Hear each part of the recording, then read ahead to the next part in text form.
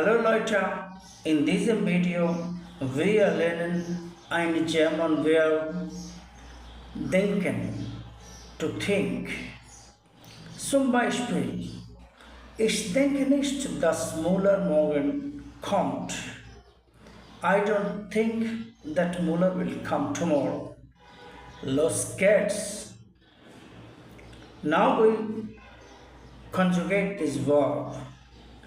Ich denke, I think. Du denkst, you think. Er, sie, es denkt. He, she, it thinks. Wir denken, we think. Er denkt, you think. Sie denken, they or you think. Vielen Dank.